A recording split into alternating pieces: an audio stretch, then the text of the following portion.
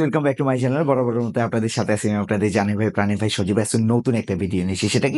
সেটা হলো প্রথম দাকিকার সময় আমি যখন ফার্স্ট পিসিটা নিই, সেই ক্ষেত্রে আমি হার্ড ডিস্ক ড্রাইভ ব্যবহার করতাম। মূলত যে বড় হার্ড ডিস্কটা ছিল, যেটার ভিতরে একটা সিডি ড্রাইভ সিস্টেম ছিল, ওই হার্ড ডিস্কটা আমি নেই। ওই হার্ড ডিস্ক সহ মূলত আমার পিসিটা নিয়ে এরপরে পরে যখন আমার ওরকম কাঙ্ক্ষিত স্পিড পাচ্ছি না, বা ভিডিও এডিটিং করে ওরকম মজা পাচ্ছি না, টুকটাক গেমিং করে ওরকম মজা পাচ্ছি না, সেই ক্ষেত্রে আমি সেকেন্ড ধাপে আপডেট করি, সেটা হলো এসএসডিতে আপডেট করি। এরপরে যখন আরো বেশি স্পিডের দরকার হচ্ছিল, তো সেই ক্ষেত্রে আমি এনভিএমই তে আপগ্রেড করি রিসেন্টলি। তো এই throughout my journey, hard disk থেকে কিভাবে এসএসডি তে গেলাম, এসএসডি থেকে কেন আমি এনভিএমই তে গেলাম, এই পুরো ভিডিও জুড়ে আপনাদেরকে এই রিলেটেড গাইড করার চেষ্টা করবো। হ্যাঁ, পরবর্তীতে আপনি নতুন কোনো পিসি নিলে আপনি সহজেই ডিসিশন মেক করতে পারবেন আপনার কোন হার্ড ডিস্কটা নেওয়া দরকার এবং কোনটা আপনার জন্য বেস্ট হবে। এই সিদ্ধান্ত নেওয়ার জন্য করতে হবে কি, ভাই চ্যানেলটা সাবস্ক্রাইব করে পুরো ভিডিও কন্টিনিউ করতে হবে।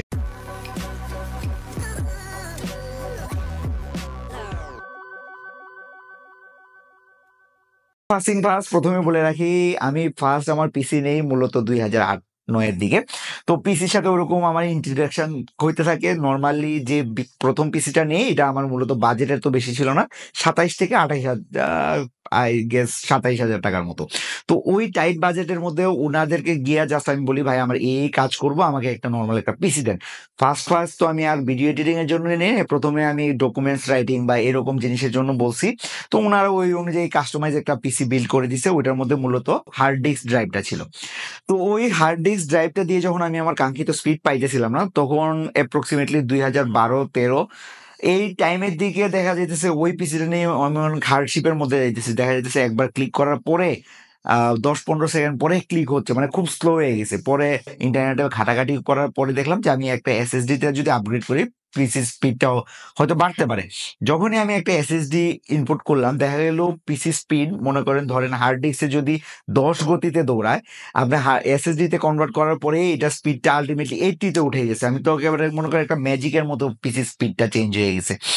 তো এরপরে যখন আমি অনেকদিন যাবত ব্যবহার করতেছি, এরপরে ভাবতেছিলাম 2017-18 দিকে যে আমি একটা ভিডিও এডিটিং এর উপরে হয়তো একটা পিসি বানাবো। এক্ষেত্রে ঘাটাঘাটি করতে গিয়ে দেখি সমস্ত কম্পোনেন্ট মিলায় এনভিএমই এর কথা সাজেস্ট করতেছে অনেকেই। তো ওইটা ঘাটাঘাটি করে দেখলাম না, একটা এনভিএমই নেওয়া যায়। তখন এনভিএমই সহ একটা পিসিতে আপগ্রেড করি। রিসেন্টলি আপগ্রেডটা হয়েছে, ওই সময় থেকে শুধু চিন্তাই করতেছি, এসএসডি দিয়ে কাজ চালাইতেছিলাম। তো এনভিএমই তে আপগ্রেড করার পরে দেখতেছি যে আমি এসএসডি তে যে পরিমাণ স্পিড পাচ্ছি, এনভিএমই তে অ্যাপ্রক্সিমেটলি ডাবল স্পিড পাচ্ছি। এখন এই জার্নিটা এবং কি পরিমাণ স্পিড, এটা আপনাদেরকে বলবো। প্রথমত যে হার্ড ডিস্ক ড্রাইভটা মূলত কিভাবে কাজ করে। হার্ড ডিস্ক ড্রাইভটা মূলত আগে যেরকম সিডি প্লেয়ার, আপনারা অনেকেই যারা নতুন জেনারেশন আছে হয়তো ওরকম সিডি প্লেয়ারটা সম্বন্ধে জানেন না। আমরা মূলত সিডি প্লেয়ারটা পাইছি। তো সিডি প্লেয়ারে একটা ডিস্ক থাকে, ওই ডিস্কটা রোটেট করার মাধ্যমে যে ওখানে একটা ডাটা কালেক্টর থাকে, মানে একটা কাঠির মতো। ওই ডাটা কালেক্টরটা মূলত ডাটাটা কালেক্ট করে অপটিক্যালি আমাদেরকে শো করে। ঠিক সেম প্রসেসে এই হার্ড ডিস্কটা তৈরি। এই হার্ড ডিস্কের ভিতরে একটা বড় ডিস্ক দেওয়া থাকে, যেটা থেকে প্রত্যেকবারই যখন আপনি কম্পিউটার ওপেন করবেন বা কোনো ফাইল রিড এবং রাইট করার চেষ্টা করবেন, সেক্ষেত্রে ডিস্কটা মুভ করবে। মুভ করার পরে ওই ডাটা কালেক্টরটার মাধ্যমে হয় আপনি ডাটা রিড করতে পারবেন বা ডাটা রাইট করতে পারবেন।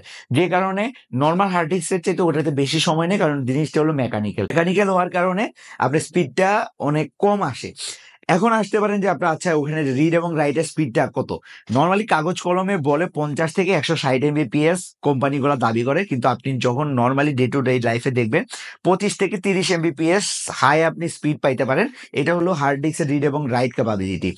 আর যত দিন যাবে আপনার রিড এবং রাইট ক্যাপাবিলিটি এটা রিডিউস হইতে থাকবে। এরপরে আসি এসএসডির ক্ষেত্রে, মানে সলিড স্টেট ড্রাইভ।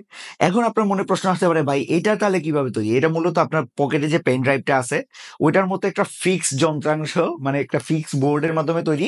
যে কারণে হয় কি, আপনি যেহেতু এখানে কোনো ম্যানুয়াল ফাংশন নাই, মানে মেকানিক্যাল কোনো ফাংশন নাই যে আপনার প্রত্যেকবার যখনই কমান্ড দিলেন ওইটা আবার রিড করে আবার আপনাকে শো করতে হবে কোনো ডিস্ক থেকে। যেহেতু এই জিনিসটা ফিক্স, সেই ক্ষেত্রে দেখা যাচ্ছে খুব দ্রুতই রিড করতে পারবেন, খুব দ্রুত রাইট হবে। তো এই ক্ষেত্রে ধরা যায় কোম্পানি যেটা দাবি করে সর্বনিম্ন 200 এমবিপিএস থেকে 550 এমবিপিএস পর্যন্ত রিড ক্যাপাবিলিটি থাকে এবং রাইটের ক্ষেত্রে সর্বনিম্ন 100 Mbps থেকে আপনি সর্বোচ্চ 450 Mbps পর্যন্ত রাইট ক্যাপাবিলিটি পাবেন। সবসময় তো আর ডাটা রাইট করতে হয় না, রিডটাই বেশি করা হয়। তো এই ক্ষেত্রে আপনি গেমিং এর ক্ষেত্রে এসএসডি ব্যবহার করতে পারেন, বা ডাটা ভিডিও এডিটিং এর ক্ষেত্রে এসএসডি ব্যবহার করতে পারেন। এখন আসি তৃতীয় ধাপে, সেটা কি? সেটা হলো এনভিএমই। ভাই আমি তো এসএসডি তে ভালো স্পিড পাচ্ছি, এসএসডি তে গেমিং করতে পারতেছি, এসএসডি তে সমস্ত ভিডিও এডিটিং বা অন্যান্য কাজ করতে পারতেছি, তাহলে আমি এনভিএমই তে কেন আপনি আপগ্রেড করব? তো এখন এনভিএমই, এসএসডি এবং হার্ড ডিস্ক, এসএসডি এবং হার্ড ডিস্কটাকে এক পাশে রাখি, এনভিএমইটাকে এক পাশে রাখি। কেন আমি রাখতেছি বলতেছি। এনভিএমইটা হলো, আপনি ফোনটা দেখবেন, ফোনে যদি আপনি মেমোরি কার্ড লাগান, ফোনটা কিন্তু স্লো হয়ে যায়, বা মেমোরি কার্ড থেকে কোনো ডাটা রিড করতে গেলে খুব কম স্পিডে ডাটা রিড হয়। কিন্তু আবার যদি ফোন স্টোরেজে যে ফাইলগুলো আপনার রাখছেন, ওইগুলো আবার যদি আপনি ওপেন করতে যান বা কোনো ভিডিও প্লে করতে যান, এটা দেখবেন প্রচুর স্পিডে হয়। কারণ ফোনের মধ্যে যে মেমোরিটা আছে এটা হলো ফিক্স, মাদারবোর্ডের সাথে ফিক্স করা যেহেতু থাকে, সে কারণে খুব দ্রুত রিড এবং রাইট করতে পারে, যে কারণে আপনি খুব দ্রুত পাচ্ছেন। ঠিক এনভিএমইটাও, যেহেতু এনভিএমইটা মাদারবোর্ডের সাথে অ্যাডজাস্ট করা থাকে, মানে যখনই আপনি ইনপুট করবেন ডিরেক্ট মাদারবোর্ডের পোর্টের সাথে ওটা ইনস্টল করতে হয়, যে কারণে এখানে রিড এবং রাইট স্পিডটা তুলনামূলক অনেক বেশি এসএসডি এবং হার্ড ডিস্ক থেকে। হার্ড ডিস্ক থেকে তো অবশ্যই এসএসডি থেকে। তো যে কারণে আপনি নর্মালি রিড এবং রাইট পাবেন 500 থেকে 550 Mbps। এখন বলতে পারেন ভাই এটা তো এসএসডির ক্ষেত্রেও, কিন্তু এটার ক্ষেত্রে তো আপনি বলতেছেন যে সেমই, তাহলে আমি এসএসডি থেকে কেন এনভিএমই তে আমি আপগ্রেড করব? আপগ্রেড করবেন এই কারণেই, কারণ এনভিএমই তে আপনি সবসময় কনস্ট্যান্ট 500 থেকে 550 Mbps পাবেন। কিন্তু যদি এটা এসএসডি হয়, এসএসডির ক্ষেত্রে আপনি 200 থেকে 550, কিন্তু 200 থেকে 300-র ভিতরে পাবেন। তো রিয়েল লাইফ স্পিড টেস্টিং এর মাধ্যমে আপনি সবচেয়ে বেটার অপশন হবে এনভিএমই। এখন আসি লাস্টের পার্টে, যে আমি ভাই তাহলে কোনটা আমার জন্য বেস্ট হবে।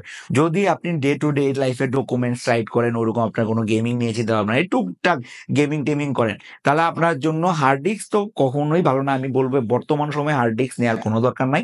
আপনি অপারেটিং সিস্টেম চালাতে হলে হয় এসএসডি নয়তো এনভিএমই। আর যারা ডেডিকেটেড গেমার বা ডেডিকেটেড ভিডিও এডিটিং করেন, বা কোনো বড় বড় সফটওয়্যারে কাজ করেন, যেমন মনে করেন অটোগেট হইতে পারে, বা ডিজাইনিং যে কোনো সফটওয়্যার, তাদের জন্য তো মাস্ট এনভিএমই লাগবে। এনভিএমই হলে বেস্ট হয়। এরপরও যদি আপনার বাজেট স্বল্পতা থাকে, আপনি এসএসডি কনসিডার করতে পারেন, তবে অবশ্যই সবসময় হার্ড ডিস্কটা বর্তমান টাইমে এড়ায় চলবেন, কারণ হার্ড ডিস্কটা আপনার পিসি কে প্রায় 3 থেকে 4 গুণ স্লো করে দিবে। আর এসএসডি এবং এনভিএমই তে just it's like a magic.